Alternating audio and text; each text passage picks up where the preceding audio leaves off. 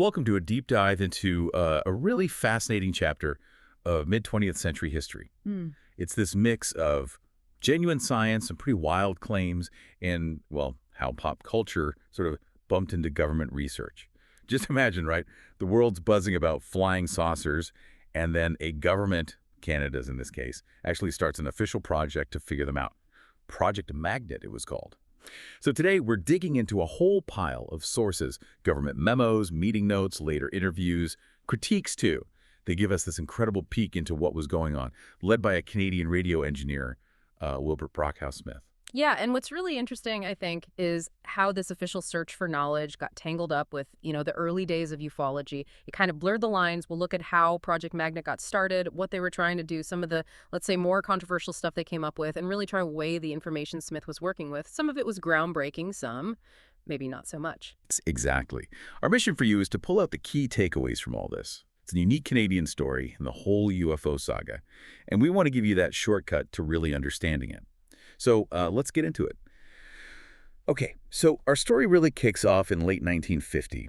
Wilbert Smith, he's a senior radio engineer for Transport Canada, and he gets this bold idea. He wants to connect his day job, working with geomagnetics, that's Earth's magnetic field, with this huge buzz around flying saucers. Right. His main focus, his scientific interest, was whether you could actually harness the Earth's magnetic field for propulsion, like free energy for vehicles. He and his team, they thought, well, if these UFOs are real, maybe they figured it out. Maybe they hold the key. And it wasn't just theory for him. He actually built a little device, pretty crude, mind you, but it pulled about 50 milliwatts from the Earth's field. Wow, okay. Not a lot of power, but enough to run a voltmeter, you say. Exactly. Enough for him to say, see, the basic idea works. It demonstrated the principle, at least to his satisfaction. So he's already tinkering with this magnetic idea. He's got this little proof of concept device. That must have given his later ideas some weight, right? Made them seem less out there. Absolutely. It grounded it slightly. But then, yeah, his thinking took a pretty sharp turn, influenced by what he was reading. Yeah, this is where it gets really interesting. He writes this memo November 21st, 1950. And he specifically says two popular books, Frank Scully's Behind the Flying Saucer and Donald Kehoe's The Flying Saucers Are Real, had a huge impact on him. I mean, think about that. Popular, almost pulpy books influencing a government engineer's official work. Well, both books claimed UFOs were extraterrestrial, and Scully's book in particular claimed the U.S. government had a crashed saucer, and studies showed it worked on, quote, unknown magnetic principles.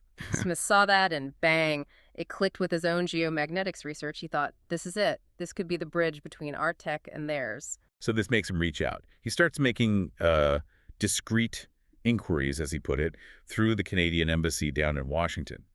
And the information he claims he got back, it was explosive.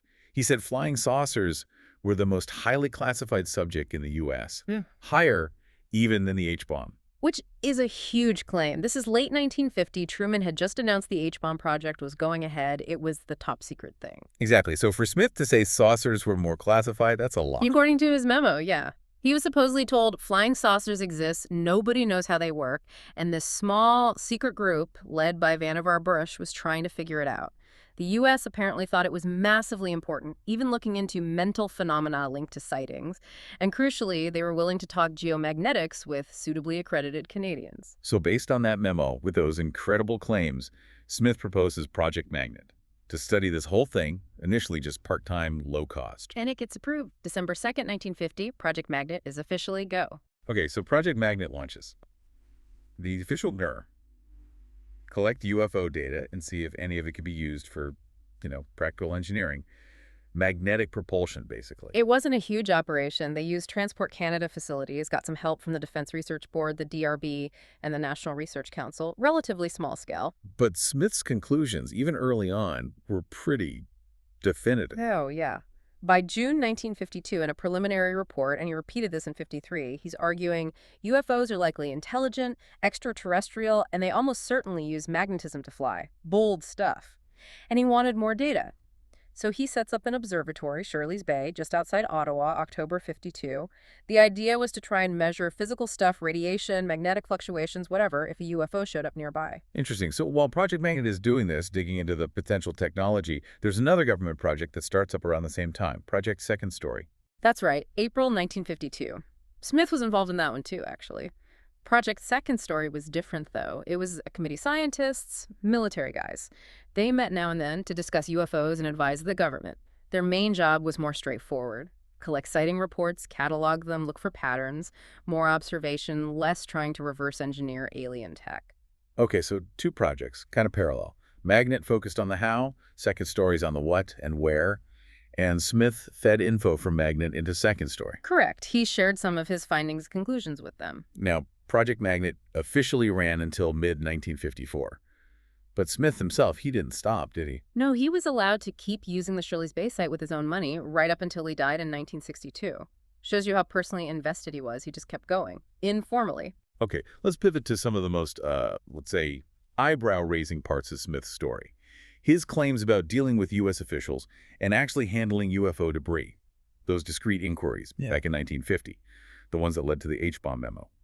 He said the info came via a physicist named Robert Sarbacker, who consulted for the U.S. DoD's Research and Development Board. Right. And Sarbacker, years later in interviews, reportedly backed up some of it. He apparently said the crash rumors were substantially correct, UFOs exist, they're not from Earth, and we couldn't copy their performance. He also supposedly repeated that line about classification, 2 points higher even than the H-bomb, which is just, wow. And it gets weirder. Sarbacker apparently also talked about hearing the beings flying. These things were really lightweight, built like insects almost, to handle the G-forces. And he vaguely remembered hearing about recovered materials, very light, very tough. It's a huge leap, isn't it? From magnetic fields to insectoid pilots and supermaterials, the narrative really escalates. And Smith himself gets way more specific later on. There's a recorded interview, November 1961. He claims his Canadian group recovered a huge chunk of metal, like 3,000 pounds, 1.5 tons, around July 1960. Said it was very strange metal, probably part of a big device that had been in space a long time because it had micrometeorites embedded in it. Yeah, that's a big claim. But maybe even more controversial was the other piece he talked about. He said he personally handled a piece that was, quote, shot from a small flying saucer near Washington, D.C. in July 1952. He described this glowing disk about 2 feet across, and a chunk just flew off it, still glowing. A ground team supposedly found this 1-pound piece an hour later, still hot and bright. Wait, shot from a saucer near D.C. in July 52. That was a famous flap, wasn't it? Lots of radar contacts over Washington. Exactly, that famous Washington National Airport incident. Smith claimed he was loaned a third of this glowing chunk. Set analysis showed it was magnesium orthosilicate, which is actually a pretty common mineral structure, but filled with thousands of tiny 15-micron spheres. Okay, hold on. Loaned. The U.S. government supposedly loaned him a piece of wreckage from a UFO involved in the Washington flap and let him take it to Canada. Seems improbable, doesn't it, given the supposed secrecy level? Highly improbable, especially with things like the McMahon Act back then, which strictly limited sharing even nuclear secrets with allies like Canada. So who did he say he gave it back to? That's the kicker. He was asked, and he apparently said not the Air Force, much higher than that. Refused to say more, just implied some super secret group got it back. Right. It's a compelling story, but it raises a lot of questions. Which brings us to the need to scrutinize some of this stuff. Where did these ideas really come from? Exactly. We need to look at the foundations. Remember that book, Behind the Flying Saucer by Frank Scully? Yeah. The one that really sparked Smith's magnetic ideas? Yeah. Well, it was later totally debunked, exposed as based on the Aztec, New Mexico UFO hoax. The guys who supposedly gave Scully the info, Silas Newton and Leo Gebauer, they were con artists, convicted of fraud in 1953. Seriously. So the book that heavily influenced the start of Project Magnet was based on a known hoax by convicted con men. Pretty much. They were peddling phony devices, claiming they had alien tech. The indestructible metal they talked about turned out to be plain old aluminum. Wow. Okay, so that really casts a shadow on Smith's initial framework, doesn't it? If it was built, even partly, on a lie. It certainly makes you question the foundation. And then there's Sarbacker's information, the higher than the H-bomb stuff. Yeah, we heard Sarbacker supposedly confirmed it later. But does that hold up? Well, not entirely. In a much later interview, 1983, Sarbacker sounded, well, pretty vague about it all. He said the information he passed on back then probably came from just conversations or gossip among his Pentagon colleagues. He literally said it might have been just yakking aloud around a water bottle or something. He admitted he wasn't sure if they were talking facts or just guessing. So, office gossip. Not exactly solid intelligence confirmed by a high-level physicist. And about that super high classification.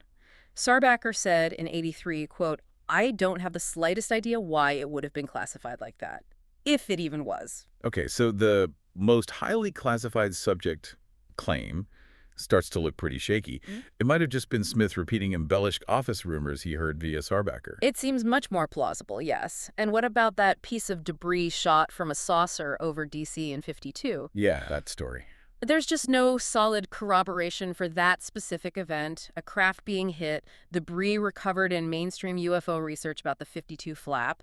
Most explanations for the radar blips involve atmospheric conditions, like temperature inversions. Right, and again, the idea of the U.S. loaning out ultra-classified physical evidence to a Canadian engineer just seems completely out of line with how security worked then, or now for that matter. It really does strain credibility. And finally, you have to factor in where Smith's own beliefs ended up later in his life. It wasn't just about magnets anymore, was it? No, not at all. He became convinced UFOs were linked to psychic phenomena. He claimed he was in telepathic contact with aliens. Space brothers, he called them. That's right, the boys from Topside. He even published articles outlining their sort of philosophical messages. It shows a clear drift away from empirical science towards something quite different. So wrapping this up, Project Magnet, Wilbert Smith's work. It's definitely a unique moment in Canadian history and UFO history overall. You see this official curiosity, this government project getting completely intertwined with popular stories, hoaxes, rumors. Absolutely. It really showcases this fascinating figure, Smith, clearly driven by genuine scientific curiosity, at least initially, but operating in this environment where fact and fiction were just incredibly blurred. It's a powerful reminder, I think, that even official investigations into the unknown can get heavily swayed by the stories and beliefs circulating at the time. Even hoaxes, apparently. So what's the takeaway for you listening to this? Yeah. As you think about Wilbert Smith's journey from geomagnetic research to claims of secret U.S. knowledge, handling debris, and eventually talking to space brothers, maybe consider this. How much do these early stories, these claims, even the ones that turn out to be based on shaky ground or outright fabrications, how much do they still echo today? How do they continue to shape how we think about mysteries like UFOs decades later?